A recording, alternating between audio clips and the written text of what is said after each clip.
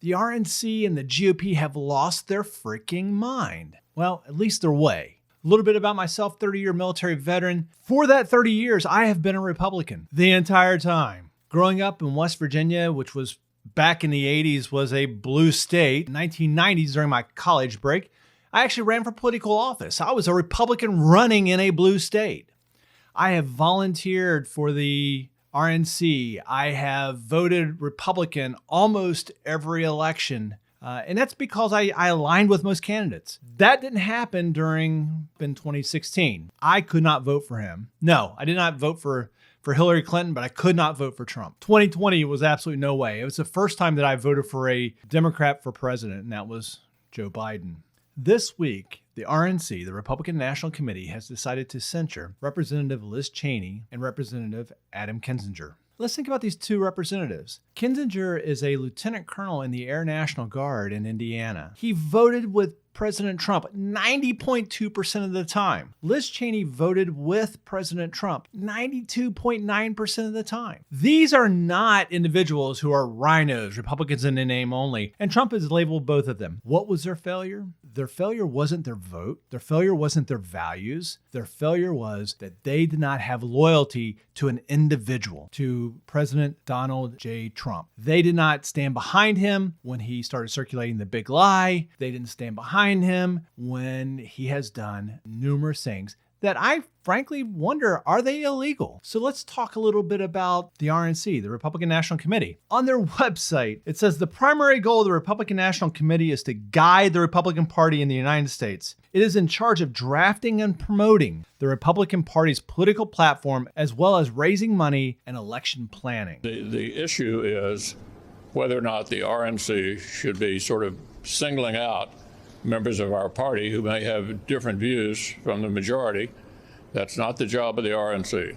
Ironically, when you read the About Our Party portion of the website, initially united in 1854 by the promise to abolish slavery, the Republican Party has always stood for freedom, prosperity, and opportunity. Wow, how far have we fallen? I think about the things that the Republican Party was initially founded on and where we are today. When I watch the videos of President Trump's rally and I see neo-Nazis there. My idea is simply this. America was built by and for the white Christian people of this nation. When I see patriots carrying the Confederate flag. When I see Trump supporters breaching the Congress and going through a statutory hall carrying the Confederate flag. These aren't patriots. This is not heritage, not hate. This is a heritage of hate. This is not what Republicans ought to be aligning themselves with. When you have a rally and you look to your left and it's a neo-Nazi, and you look to your right and it's a guy wearing a Confederate flag and with a Trump sign, you're at the wrong place. You need to be reassessing the organizations in which you are personally aligned with. And that's what brings us to me. On a daily basis, for the most part, I get an email from this Neil Kumar, I believe that's how you say his last name, out of Arkansas. He's running for the 3rd District of Arkansas. And it's always these far-right email. Always one giving away an AR-15. Always talking about the Second Amendment is not given to us by Congress, it's given to us by God. He talks about his heritage being from the South. Not just from the South, I'm from West Virginia. So being proud of where you're from, there's nothing wrong with that. But his pride is being part of the Sons of Confederate Veterans, and that his blood has been Southern since the 17th century. Well, I hate to tell you, Neil Kumar, but the Confederacy is on the wrong side of history. Your family, like some of mine, they were traitors. That's what the Republican Party is. Marjorie Taylor Greene, that's what the Republican Party is. Donald Trump, that's what the Republican Party is. Not somebody like Liz Cheney, not somebody like Adam Kinzinger. It's definitely not a party for somebody like Chuck Kyle. At least this is where we are today.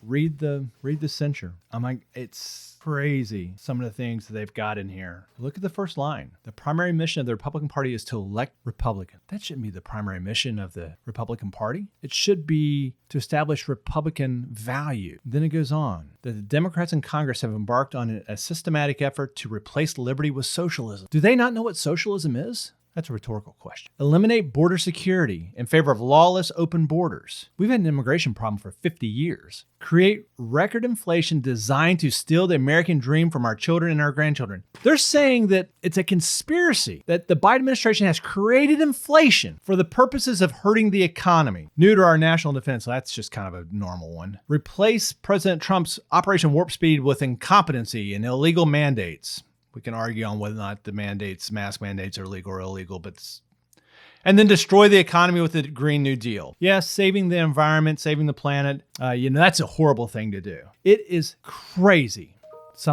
Funny enough, I just got another email in from Neil from Arkansas. On January 6th, peaceful Trump supporters gathered to hear the president speak. Some of these Trump supporters eventually made their way into the Capitol where they protested the brazen theft of the 2020 election. The election wasn't stolen. Matter of fact, if you want to, go look at my blog. I predicted that Biden would win. And only missed Ohio.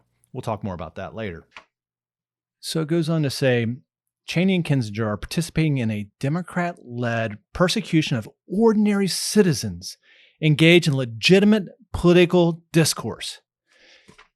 That's what the Republicans are calling January 6th? That it was a legitimate political discourse? Well, let me give you my view of what happened January the 6th. And we're here. We saw what happened. It was a violent insurrection for the purpose of trying to prevent the peaceful transfer of power after a legitimately certified election from one administration to the next. That's what it was. I think we all kind of remember what was going on January 6th, and this isn't political discourse. The last thing that this says is that the reason why they're going to censure them is because what they have done is inconsistent with the position of the conference. I think that says it all. The actions of two Republicans are inconsistent with the position of the conference. I guarantee that everything that I stand for is inconsistent with that position too.